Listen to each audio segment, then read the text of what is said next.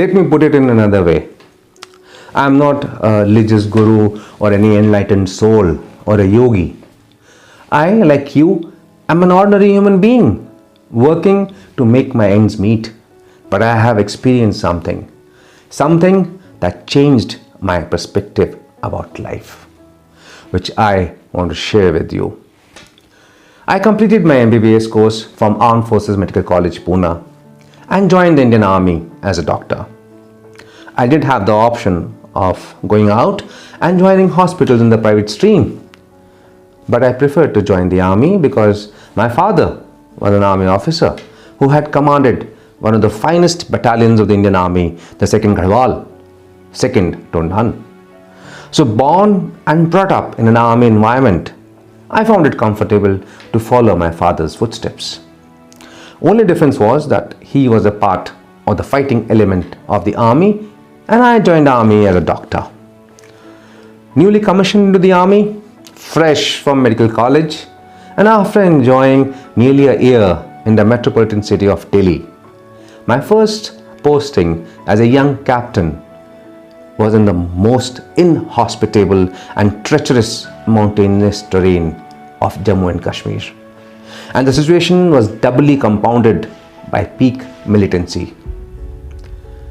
On my first day of my joining my unit, I was made to sign my will. I actually didn't know what all I signed that day.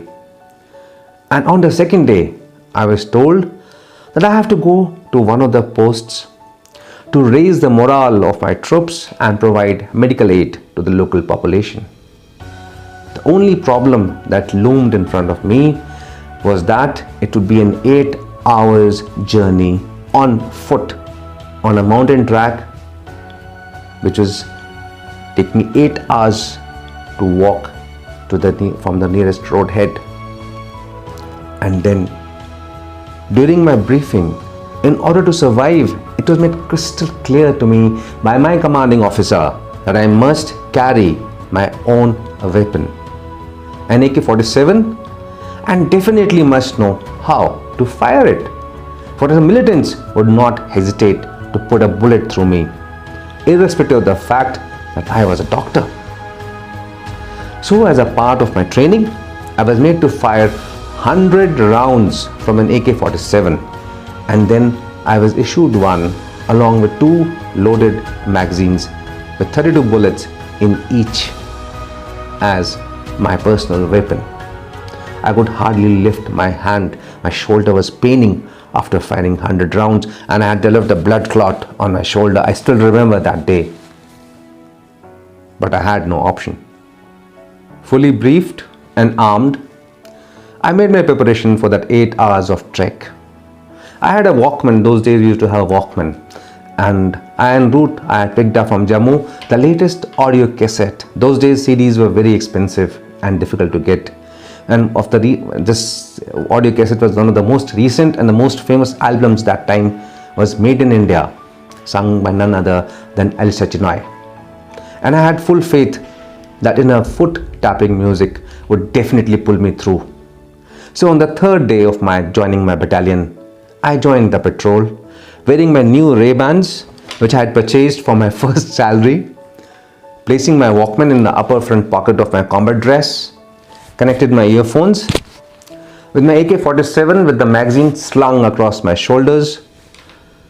The first 2 hours were hell, a never-ending steep climb. I was puffing and sweating. My knees and calf muscles just started paining. The sling of that AK-47 had just cut across my shoulders and was biting into my flesh. But as an officer, I couldn't show my pain. The only solace was the beautiful mountainside, the romantic song Made in India, which by now I heard twice, and the feeling of the camaraderie with my men. Finally, we reached the ridge line and started walking down towards the valley. It was a very gradual decline, and I took a sigh of relief. Then, suddenly out of the blue, I felt a powerful push on my upper back. In fact, it was so strong that I lost balance and fell face down on the track with just sufficient time to bring my hands in front of my face to protect my face from hitting the ground. My watch, my Ray-Bans, broke with the impact, and my earplugs fell off. Lying on the ground, I was fuming. Who the hell pushed me? I turned around to yell at my buddy. But before I could say anything, I heard the sound of gunfire. It seemed to be coming from all directions. My patrol party had been ambushed by the terrorists. All the soldiers who were with me had already taken their positions and were no longer on the track. They were professional soldiers. It was only me, lying in the middle of the track along with my buddy, who had already emptied his first magazine and had taken a position next to me, trying to protect me. For me, I was in a state of shock. I was not prepared for this. I am a doctor, not a soldier. I am not trained for combat. To be very frank, I just couldn't think. I couldn't even move. I was numb. It was all by reflex that I cocked my weapon, and to tell you the truth, I just pressed the trigger in the general direction of the gunfire and emptied my first magazine.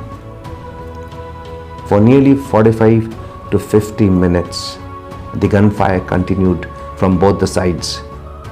For me, for the initial few minutes, the fear of impending death was terrifying. Any moment, a bullet would rip through me. I was going to die was all that I could think of.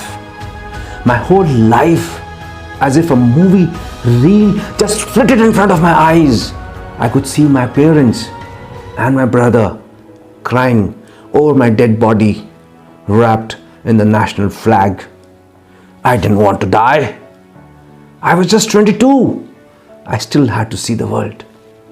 I dreamed of doing so many things. My desires, my aspirations, my goals, my life, everything seemed lost. I was not prepared for this.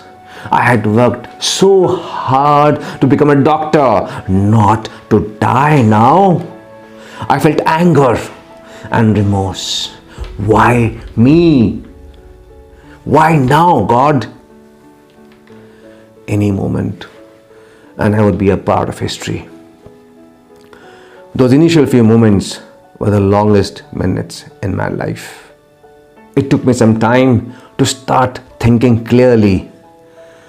Then, with whatever courage I could muster, I managed to pull myself together and, along with my buddy, crawled into the adjoining wild bushes, reloaded my AK-47 with my one magazine that was still left, and I took position. If I have to die, I will die a soldier's death. I'll kill my enemy before I die.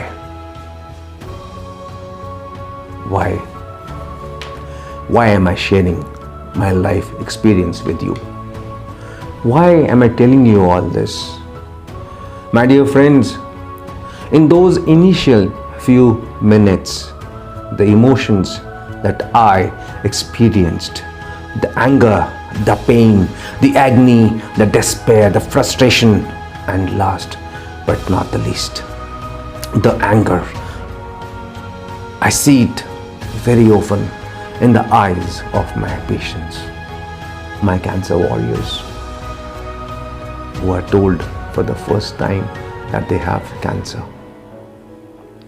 This near-death experience changed my perspective of life. I realized that one day I will die. That's the only truth, the universal truth, but not before I have lived my life. I was no longer afraid of dying. I started reliving the quote, "Dream as if you will live forever. Live as if you will die today," registered here that day. The next day, sitting in the wilderness of Himalayas, I made a bucket list. Things that I will do before I die. And I can tell you, my friends, my list is pretty long. And that exactly what I want you, my cancer warriors, to understand and implement in your lives. You have to accept it that you and only you are the master of your destiny and not cancer. Don't be afraid of cancer, my dear friends. Accept it as an adversary, as an enemy that you are capable of defeating. In fact, my dear friends, we have lots to learn from cancer. Though it's a very nasty enemy, it teaches us to value our every breath. It tells us to cherish the love of our family and friends, our time on this planet, our life, and basically it teaches us to reinvent life. Every day above the ground is a good day, my friend. So promise yourself that from today you will not be afraid of cancer. I am sharing with you a very powerful affirmation.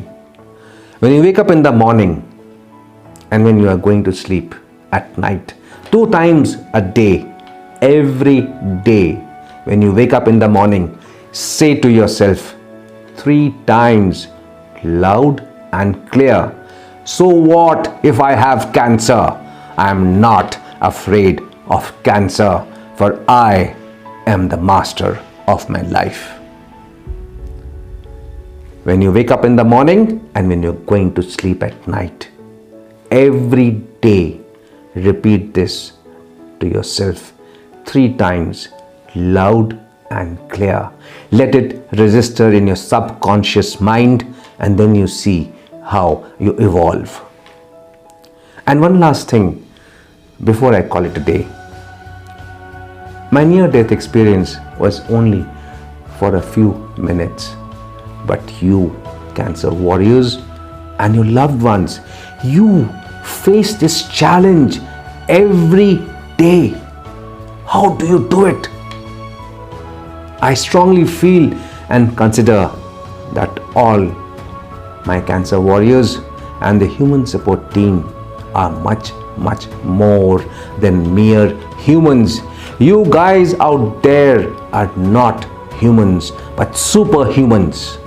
Each and every one of you out there, because you bear it all, the pain, the agony, the uncertainty of life, everything with a smile on your face.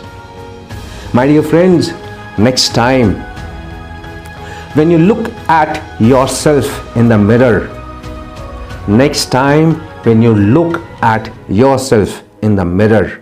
appreciate the superhuman staring back at you.